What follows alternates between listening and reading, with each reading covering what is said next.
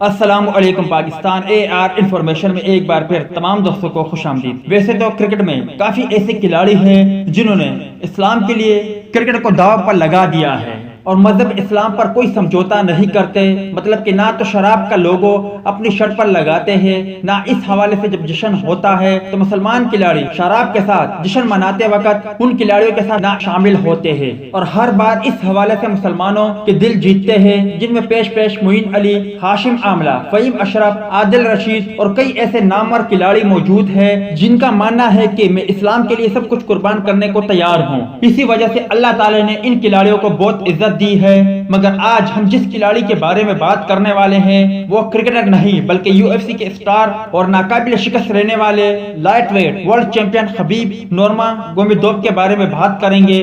مگر مزید تفصیلات کی طرف بڑھنے سے پہلے اس ویڈیو کو لائک کریں اور کمنٹ سیکشن میں اس اپڈیٹ کے متعلق اپنی رائے کا اظہار ضرور کریں۔ مارشل آرٹس میں ناقابل شکست رہنے والے لائٹ ویٹ ورلڈ چیمپئن خبیب نورماگومیدوف نے ریٹائرمنٹ کا اعلان کر دیا ہے۔ لائٹ ویٹ ورلڈ چیمپئن خبیب نورماگومیدوف نے اپنی آخری فائٹ میں امریکہ کے جسٹن گیجے کو مات دی، جس کے بعد انہوں نے ریٹائرمنٹ کا اعلان کیا ہے۔ روس سے تعلق رکھنے والے خبیب نورماگومیدوف نے 2008 میں مارشل آرٹس میں ڈیبیو کیا تھا اور کیریئر کے آغاز سے ہی شکست خبیب کے پاس بھی نہ پٹک سکی۔ خبیب نورماگومیدوف 12 سال ناقابل شکست رہے، ان کے حریفوں کو ایک کے بعد ایک ان کے آگے ہار ماننا پڑی۔ ابو ظبی میں ہونے والی آخری لڑائی میں بھی خبیب نے اپنے حریف امریکہ کے جسٹن گیجے کو دوسرے راؤنڈ میں ہی بے بس کر دیا۔ علاوہ ازیں 2018 میں خبیب کا سامنا میک گریگر سے بھی ہوا تھا اور یہ میچ بھی خبیب نے اپنے نام کیا تھا۔ خبیب کا شمار ان کھلاڑیوں میں ہوتا ہے جو اپنے مذہب اور اپنے ماں باپ سے بے پناہ محبت کرتے ہیں۔ میک گریگر کے ساتھ بھی ایسا ہی کچھ ہوا تھا